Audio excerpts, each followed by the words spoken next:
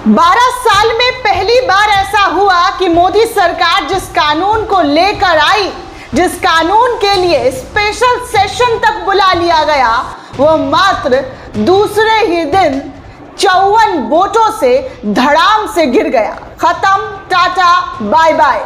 विपक्ष की बड़ी जीत इस वक्त की दोस्तों, संसद भवन में चर्चा के बीच एक बुरी खबर, मोदी के लिए बड़ा झटका जो है वो निकलकर सामने आया है। ऐसा पहली दफा हुआ है दोस्तों। अब आप सोच लीजिए कि मोदी जो मजबूत नेतृत्व कर रहे थे, वो एनडीए के नेतृत्व में कैसे चकनाचूर होकर तबाह और बर्बाद हो गया है। ये कानून विपक्ष साफ तौर पर कह रहा था काला कानून है।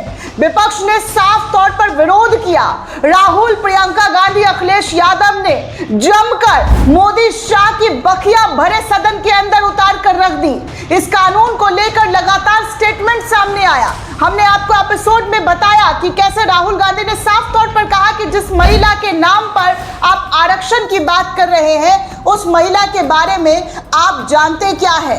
ना मेरी पत्नी है, ना आपकी पत्नी है। समस्या तो यह है कि इसके बारे में क्या बात कर रहे हैं। महिलाओं के आरक्षण को लेकर जो बिल सही बताया जा रहा था, वो आज संसद भवन में इस वक्त गिर गया है 54 वोट से। जी हाँ, ये बिल धड़ाम से खत्म हो गया है। क्या है पूरी जानकारी इस रिपोर्ट में दूंगी, वीडियो को आखिर तक जरूर देखिएगा।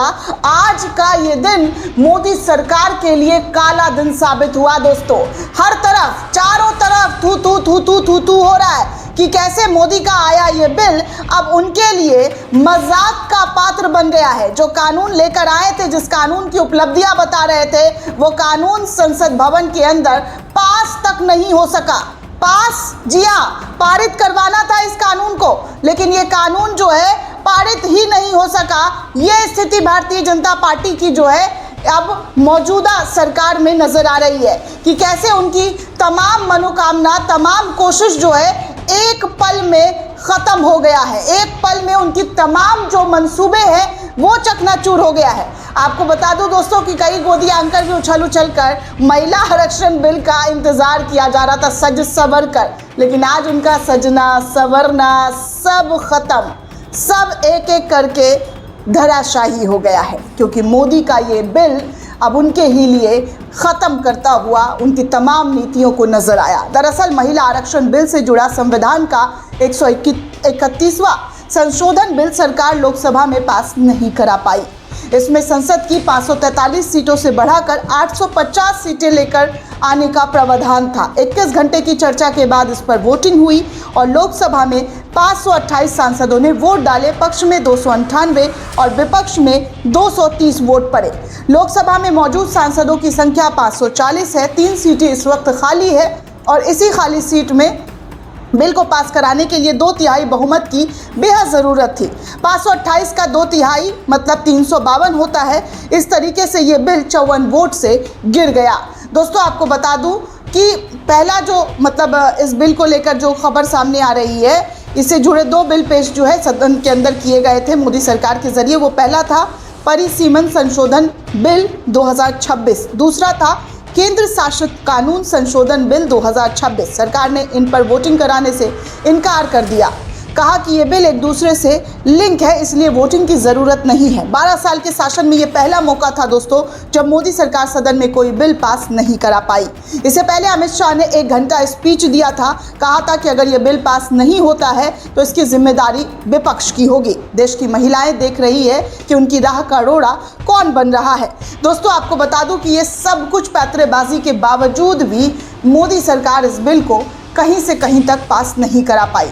कहा जा रहा है राहुल गांधी ने साफ तौर पर कहा कि हमने संविधान पर हुए हमले को हरा दिया है। हमने साफ तौर पर कहा था कि ये महिला आरक्षण बिल नहीं, बल्कि ये भारत की राजनीति संरचना को बदलने का एक तरीका मोदी सरकार का था। प्रियंका गांधी ने भी स्टेटमेंट दिया और कहा कि हमारे लोकतंत्र और हमारे देश की एकता के लिए एक बड़ी जीत है। जैसा कि मैंने अंदर में कहा कि ये संविधान पर हमला था और हमने इस बिल को विफल कर दिया, जो एक अच्छी बात है। शशि थरूर का भी स्टेटमेंट आया। उन्होंने कहा कि हमने हमेशा कहा कि हम महिला आरक्षण का पूर्ण समर्थन करते हैं और आज भी इसके पक्ष में मतदान करने को तैयार है, हालांकि इसे परिसीमन से नहीं जोड़ा जाना चाहिए। एम के स्टालिन ने कहा कि 23 अप्रैल को हम दिल्ली का अहंकार और जी हाँ, और उस अहंकार का समर्थन करने वाले गुलामों को हराएंगे। और ज़बरदस्त तरीके से विपक्ष ने दोस्तों इस बिल का विरोध किया था। आपको बता दूं दोस्तों कि पक्ष में 298, विपक्ष में 230, टोटल 528 वोट पड़े। बिल को पास कराने के लिए 2/3 बहुमत की ज़रूरत थी, लेकिन 528 का 2/3 352 होता है और इस तरीके से बहुमत ना मिलने के कारण ये बिल 54 वोट से गिर गया। दोस्तों आपको बता दूं कि इस खबर को जैसे ही सार्वजनिक किया गया, तमाम जगह पर इस खबर को सर्कुलेट किया गया, तो इस खबर को लेकर देखिए क्या क्या प्रतिक्रिया आ रही है, वो भी मैं आपको एक एक करके बता दूं।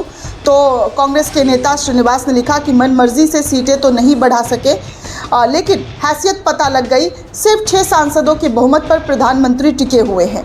अगर 16 कम हुए तो झोला लेकर निकलना पड़ेगा। और आज वही हाल हुआ दोस्तों कि मोदी जी को झोला लेकर निकलना पड़ा, क्योंकि यहाँ पर उनके बिल का जो पास कराने का सपना था वो पूरी तरीके से चकनाचूर हो गया। राहुल गांधी का स्टेटमेंट आ रहा है कि ये बिल नहीं था, ये हिंदुस्तान के राजनीतिक और इलेक्टोरल स्ट्रक्चर को बदलने की कोशिश थी, संविधान का आक्रमण था, हमने इसे रोक दिया।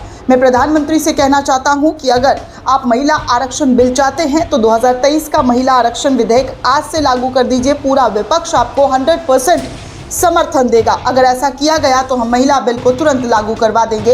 इस तरीके की बातें राहुल गांधी के जरिए कही गई। आगे इमरान प्रतापगढ़ी ने वीडियो बनाते हुए कहा कि देश की राजनीतिक नक्शे को बदलने की सरकार की साजिश हार गई। देश की संसद में विपक्ष की एकजुटता ने सरकार को बुरी तरीके से पटकनी दी है। वीडियो इमरान प्रतापगढ़ी का यहाँ पर सुन सकते हैं। महिला आरक्षण बिल की आड़ में जो देश के राजनीतिक नक्शे को बदलना चाहती थी, वो बिल जो लेकर के आई थी, उस बिल की सारी साजिशें बेनकाब हो चुकी हैं और सरकार हार चुकी है। 2 दिन देश का समय बर्बाद किया सरकार ने, और उसका सबूत ये है कि जैसे ही भारतीय जनता पार्टी के सांसद बाहर निकले, उनके हाथ में पहले से छपे हुए पोस्टर थे और पहले से तैयार किए गए नारे थे। इससे पता चलता है कि सरकार को पहले से पता था कि हार होगी, हार हुई, और वो उस साजिश की हार थी जिसके तहत महिलाओं को अधिकार देना सरकार का मकसद नहीं था। दोस्तों आपको बता दूं कि मोदी सरकार को इस अब तक का सबसे बड़ा झटका लोकसभा के अंदर मिला है। नारी शक्ति बिल पूरी तरीके से खारिज हो गया। जो बहुमत मिलना था वो बहुमत नहीं मिला। यहाँ चित्रा त्रिपाठी को देख लीजिए, कितना इंतजार में सज धज कर, साड़ी वाड़ी पहनकर महिला आरक्षण बिल पास होने के लिए बैठी थी, लेकिन आज उनका लेडीज़ पावर जो है वो पूरी तरीके से धराशायी हो गया है। इनकी तस्वीर भी देख सकते हैं कि कैसे कैसे गोदी पत्रकारिता जो है हमारे देश में होती है।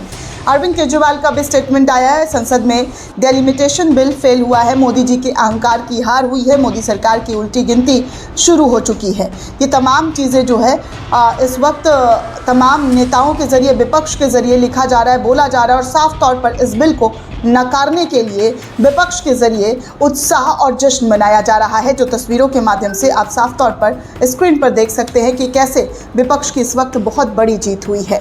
दोस्तों ये पूरी रिपोर्ट आपको कैसी लगी हमें कमेंट करके ज़रूर बताइएगा। साथ ही साथ चैनल को ज़्यादा से ज़्यादा लाइक, शेयर और सब्सक्राइब करना बिल्कुल भी ना भूलें। शुक्रिया दोस्तों।